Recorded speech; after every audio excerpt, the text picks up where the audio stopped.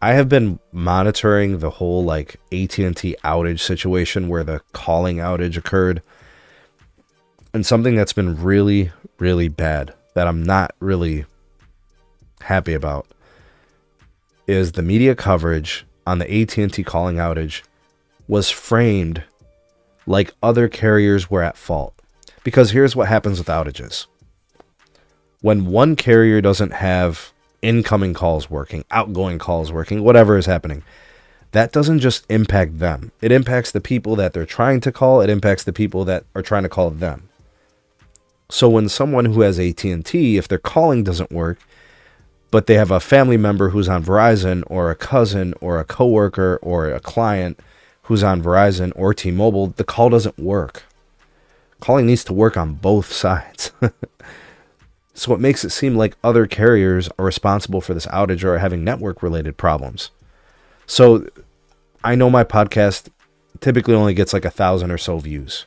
And sometimes I clip these and I turn them into shorter videos. And the goal is to get additional folks who wouldn't watch an hour-long podcast, get them to get exposure to the content. So I make shorter clips.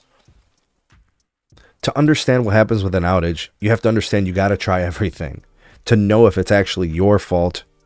I say fault, but your carrier's problem. So you want to try to call other people, more than just one, right?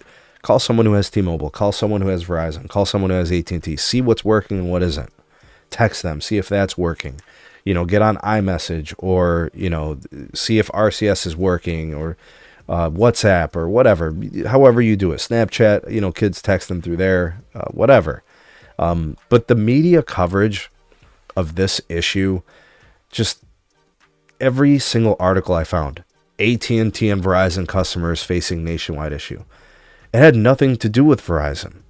I even found an article that said all three carriers were having trouble. It had nothing to do with T-Mobile. This was an AT&T network issue. I don't know if it was correlated. I don't know if it was, you know, what they were trying to do, some testing or something with some feature. I don't know. Usually it's through like the maintenance window, but this was like in the middle of the day, you know. So I don't know. I don't know why the media feels compelled to try to spin this off like it was a multi-carrier issue. It wasn't. It was an AT&T issue. Very aggravated by this because it made, and like I said, the articles were written, titled like this, and it's just not accurate. Had nothing to do with Verizon. It was on AT&T. Now the thing that makes me think conspiracy is who benefits from this saying AT&T and Verizon customers having issues. It benefits T-Mobile. Now it makes them look like they're more reliable than these other two, and that's just not accurate. Like, you want to argue and say recently AT&T's had troubles? Fine. That would be accurate, right?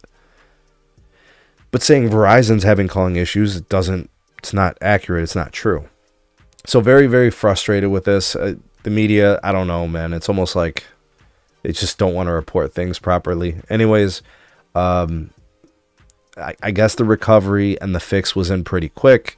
I think some folks were out for a few hours with calling, but other stuff was working.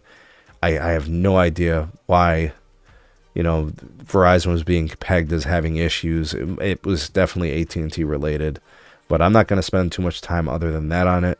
I just wanted to make sure we were clear. It had nothing to do with Verizon. Not in this case. There were some areas across the U.S. that had Verizon outages earlier in the week, but they're unrelated to this.